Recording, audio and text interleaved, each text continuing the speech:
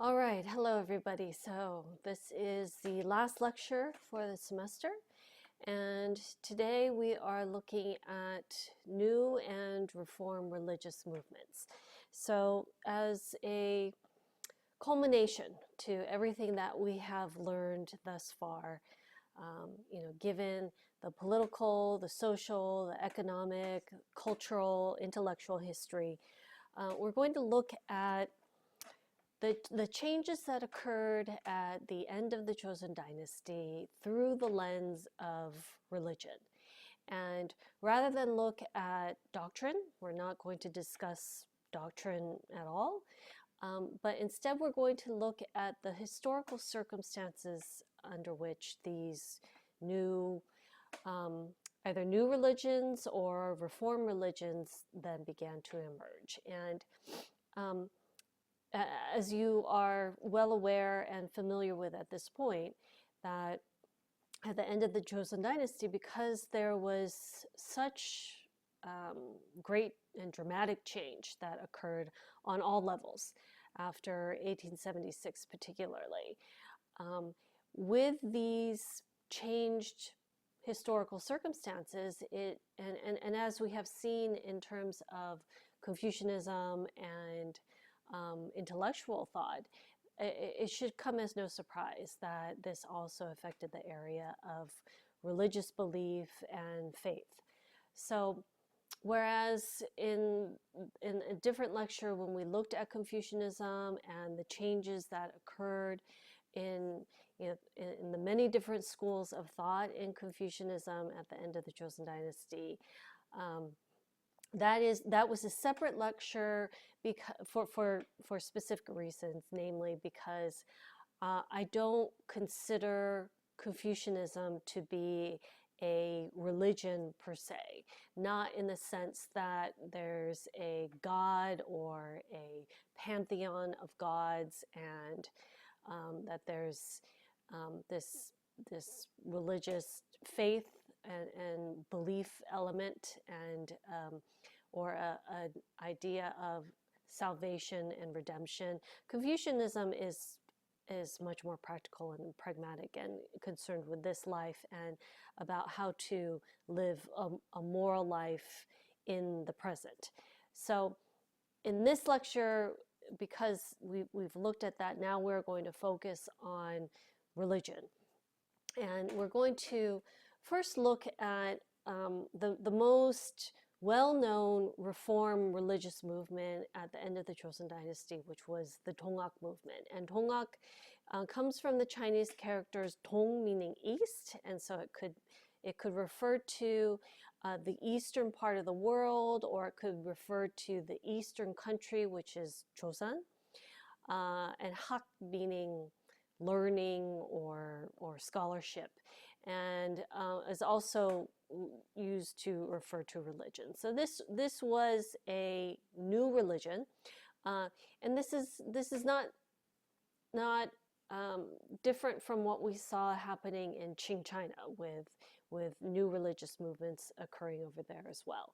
So the Dongak religion was formulated by Choi, who lived from 1824 to 1864. So this is that exact time period that we are looking at the end of the Joseon dynasty, where we have the beginnings of really dramatic change. And Choi, he advocated egalitarianism and wanted to end corruption. And so looking at his background, he was born of a fallen yangban, so his father and his father's family had for generations been unable to pass the civil service exam and produce an exam passer.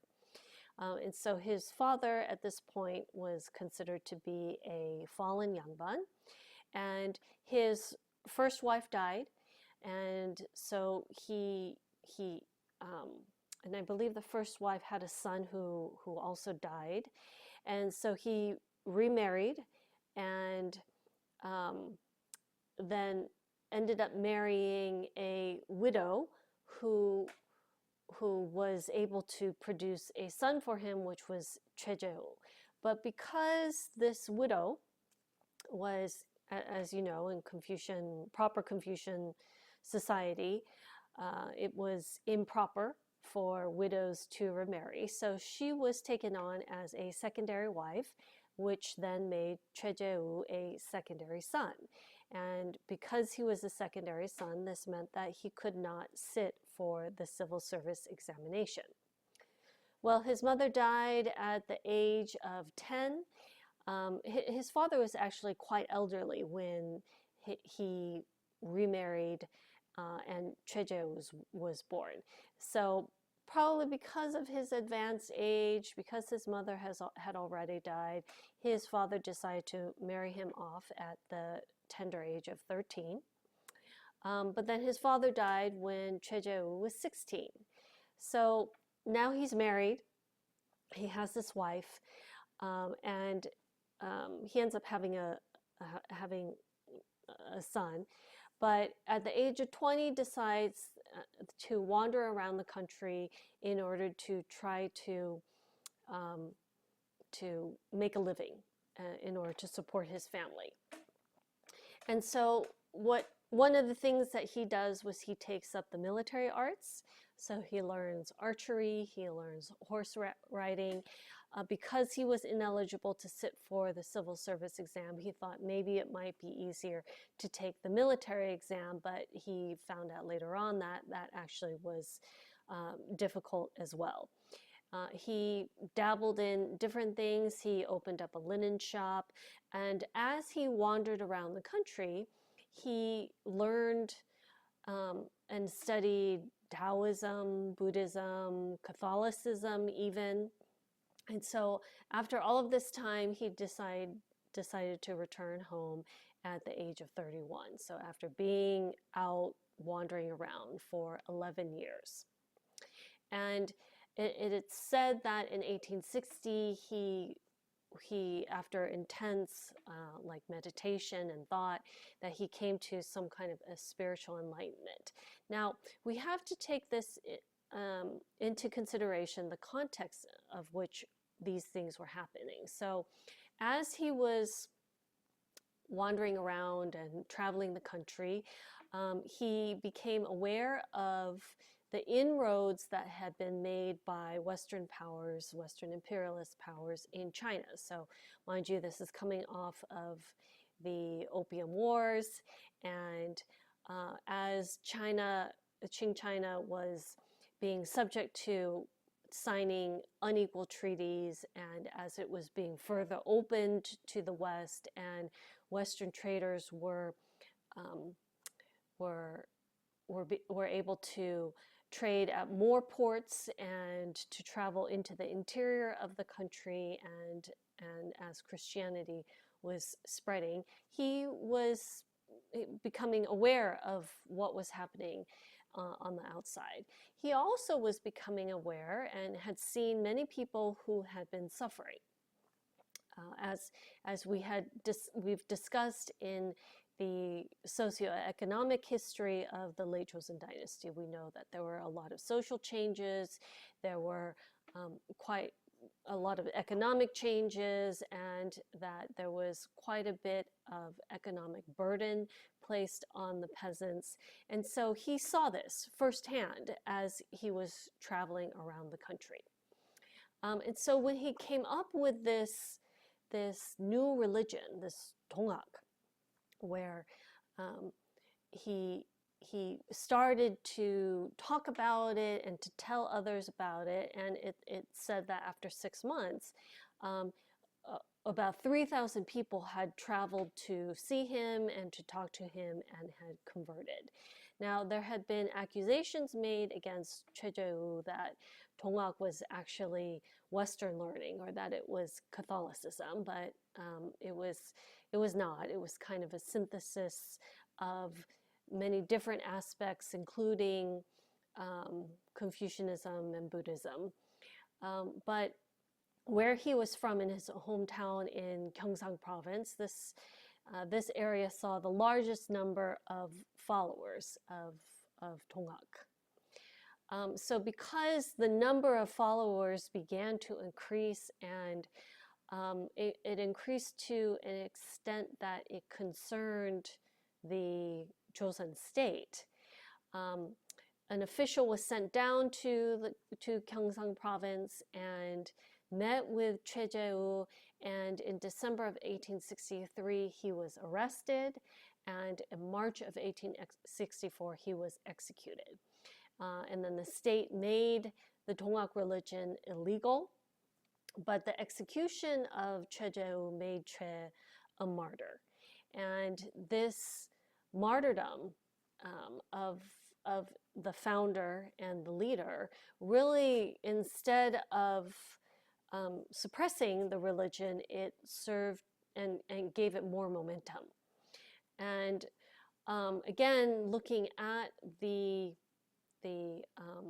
historical context of the time, so from the 1860s into the 1870s and into the 1880s, although the religion had to go underground because it was made illegal, it still saw widespread success in terms of conversion. Part of this is because at the end of the Joseon dynasty, of the increasing burden on the peasants. So as the peasants were, they were subject to increasing taxes, and sometimes multiple taxation. This was an increasing source of discontent amongst the peasants. And after 1876, when Korea was opened up to foreign trade, and so now we have the influx of Chinese and Japanese traders in the ports, and then eventually into the countryside. This causes a trade imbalance, which puts further pressure on the peasants. And then when we go into the 1880s, when Korea began to sign treaties with Western countries, we see a further influx of foreign traders and foreign manufactured goods into Korea. And so there's a huge imbalance in trade that develops. And those that were merchants, traditional merchants, just really found it difficult to compete with these foreign traders. And then the peasants who are farming and trying to produce rice, as more and more rice is leaving the country, this also puts a further burden on the peasants. So overall, if we look at the historical context, it's a very difficult and trying time for the peasants. And so it's not surprising then, given that we have these difficult circumstances and there are these localized peasant revolts that are occurring, increasing in frequency and also increasing in scale from during the 1800s, and then it culminates with the Dongak uprising in 1894. So really the straw that broke the camel's back was the corruption of the officials. And so several thousand peasants then, they staged an uprising, and they were just continuously joined by more and more peasants in this uprising, and they were really protesting the corrupt officials who were extracting too many taxes. And as their numbers grew, they started to make their way up to Seoul, and because the government forces were not prepared and ill-equipped, they were actually able to defeat the government troops. And this concerned the Joseon state to such an extent that they requested to the Qing dynasty to send in military support, which they did. And because the Qing sent in troops and they did not inform Japan ahead of time, Japan sent in their troops ostensibly to protect their their people and their property. And as you know, the tensions between China and Japan, they reached a point where we have an all-out war that breaks out, the Sino-Japanese War. All right, so what was it that the Tonggak were advocating for? Well, number one, if we look, that they had written a list of the things that they were appealing to the government for, and it was all popular reform.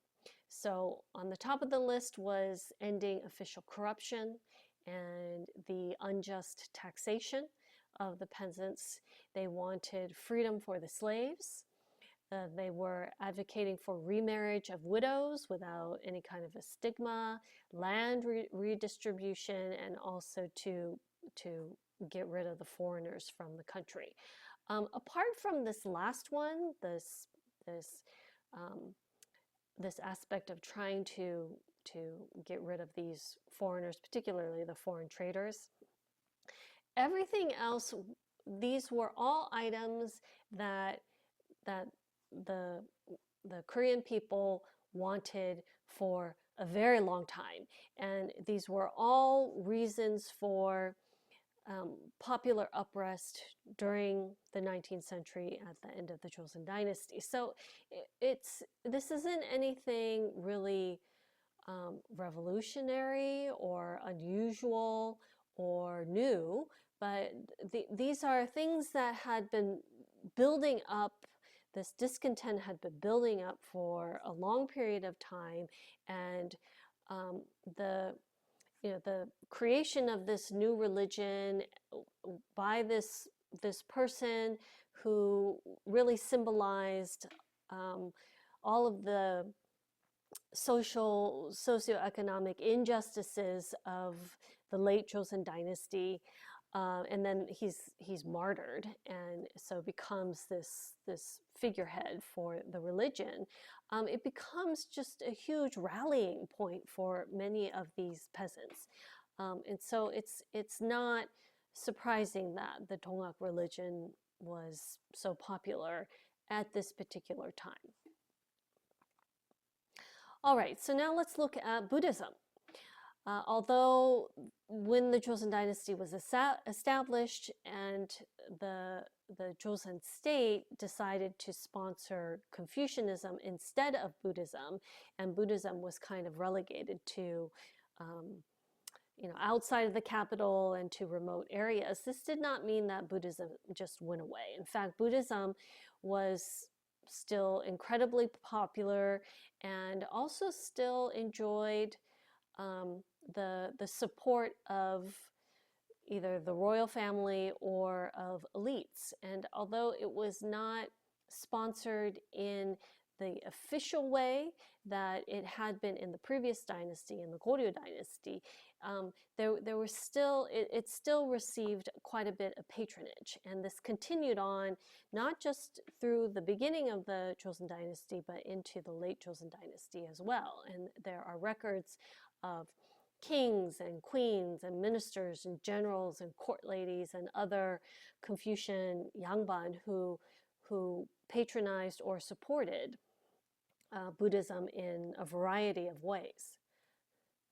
So, for example, if we look at the publication of Buddhist scriptures, even as late as King Jeongjo, in 1796, he had commissioned the publication of the Sutra of the Great Debt Due to One's Parents. So this is a Buddhist sutra. The illustrations, it said, were done by Kim Hongdo, the very famous court painter that we've looked at in a previous lecture. So this is an example of continuing patronage. There were these Buddhist prayer halls called wondang, and in 1770, the Joseon state issued a law which forbade the building of these prayer halls near any royal tombs. And in 1776, the prayer halls of government offices in royal palaces, these were all abolished. So even though we have this type of legislation, which seems, it seems rather anti-Buddhist or an attempt to suppress Buddhism, in 1790 you have the construction of Yongjusa, which was a Buddhist prayer hall. So on the one hand, the official line is to not support Buddhism, but on the other hand, privately, we have this support that continues. Kojong, as late as Kojong. So Kojong, as you know, comes at the end of this long series of in-law government of these young kings that come to the throne. So Kojong was chosen from sort of this obscure line. He was not in the direct line of the kingship because the previous king had died without an heir. So because he comes from like this tangential royal line, he actually received his early education at Keunsa, the Buddhist temple up the road from Korea University. Many of you have probably been there or passed by it. And so he received his early education there, and it is well documented that the donors of Keunsa were actually court ladies. And Kojong, it is recorded that he had said at one point that filial piety, so Confucian virtue of filial piety, and Buddhist faith in origin are not two, but they're actually of the same. So by the end of the Choson dynasty, we begin to see Buddhist reform occurring. And in 1895, the law forbidding monks to enter into the capital was rescinded. So now monks can come into the capital. And with the increased presence of Japanese and Chinese, there was also an increase in Japanese monks in Korea. And in 1899, there was a unification of all Buddhist temples. So although within Korea, these Buddhist temples, they kind of had like their own schools or operated independently. In 1899, there was an effort to try to unify all of them so that they could move forward in a more organized fashion. And so what we see happening is, for example, there were private schools opened up in the local monasteries, and the monks' education became systematized and much more standardized, so that instead of all of these different monks that were at their local monasteries or local temples and studying on their own, instead now we have a more unified system, so that we know that all of the Buddhist monks are being trained and educated in the same thing. They even started to incorporate Western style curricula in these Buddhist schools.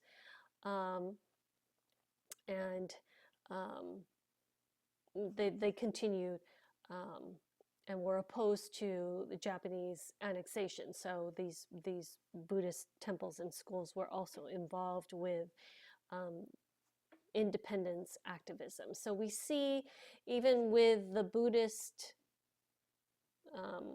institution, that we have them adapting to the times, changing, and to the changing circumstances, and trying to modernize.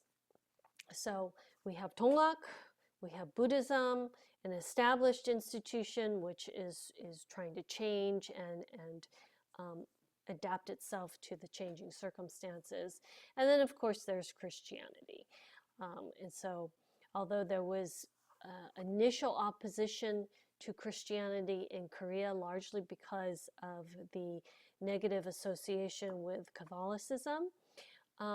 After the 1884 coup d'etat, when Horace Allen, who was a medical doctor, was able to nurse back to health Prince Min, the impression of Christianity began to change. And so we see the slow rehabilitation of Christianity in Korea. But in this first period, between 1884 and 1895, Christianity was still an illegal religion. And so the missionaries, they proceeded with caution. They understood that at this time period, Korea was in a rather turbulent time, just in every way, politically, socially, economically. But even still, there were some commoners and merchants and some yangban who converted to Christianity in this first period. And then when we look at the second period, so this is after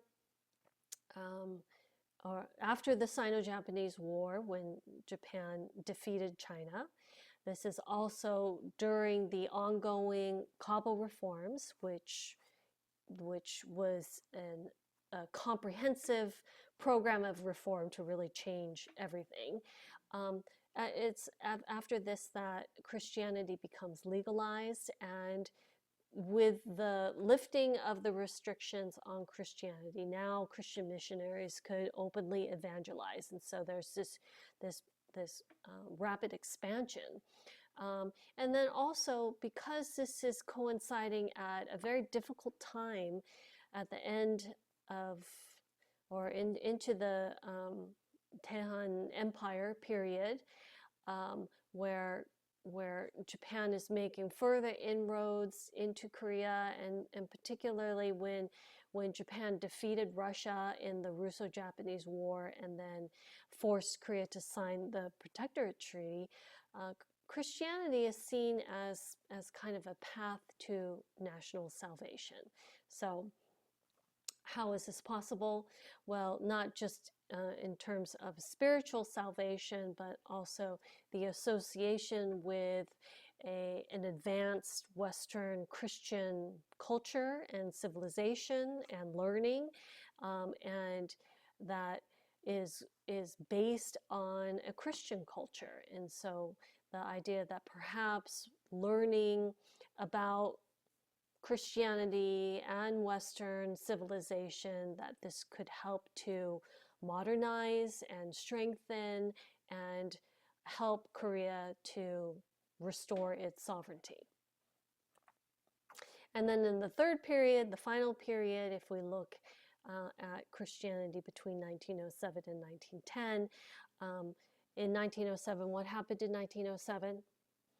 Kojun abdicated from the throne, the army was disbanded, and we saw from 1907 to 1910 a real increase in a Japanese presence and pressure in Korea. And this coincides with the Great Revival, where thousands and thousands of Koreans converted to Christianity. And so it's not a coincidence that we see this dramatic increase in conversion to Christianity at a time when Korea was going through a crisis in terms of its national sovereignty. So it's a short lecture today, and we will end with this examination of the Donggak movement, Buddhism, and Christianity at the end of the Choson dynasty, and looking at specifically the historical circumstances of this time. And although, of course, there is some kind of a faith element that is involved, we also, as scholars and junior historians, it's important for us to take a look at what was going on politically, socially, economically, culturally, to get a better understanding of why something like Tongak or why something like Christianity became so appealing at this particular time, or why Buddhism felt all of a sudden, after hundreds and hundreds of years, felt the need to change and to make some substantive and fundamental changes in the establishment as a whole. And for us to understand the reasons behind this, we have to look at the historical circumstances. Okay, so this is it. This is the end. After the final discussion, the final exam will cover all of the material that we have covered since the midterm exam and up to now. But really what I am hoping that this second part of the course has enabled you or helped you to do is to really look at the bigger picture. So while we do need to know what historical events occurred, when and by whom, and again for the final exam, please do not forget names, dates, specific historical examples. The reason why I emphasize this so much is because, as we saw in today's lecture, that really to have a fuller, broader, more comprehensive understanding of these specific phenomenon, you have to understand the larger context. And this is the case for just anything that we look at. If we want to look at why immigration has become such a hot button issue in 2019 in the United States, we have to look at the context. We have to look at not just what's going on politically in the government, but we also have to understand, what are the socioeconomic and cultural changes that have occurred in recent times in America that has made this such a hot button issue. And this can be applied to anything. And so this is a skill that I hope that through this class you have been able to develop and will continue to develop in your future studies, because this is applicable really to anything that you want to study and to pursue. All right, so it's been a pleasure to teach this class and to have you as students, and I hope you have gotten as much out of this class as I had hoped that you would. And please keep in touch. It's always nice to hear from former students. I hear from former students from 20 years ago from all around the world who will drop me an update every now and then. So we're trying to put together a really interesting last discussion project for you. And so I hope you enjoy that, and good luck on the final.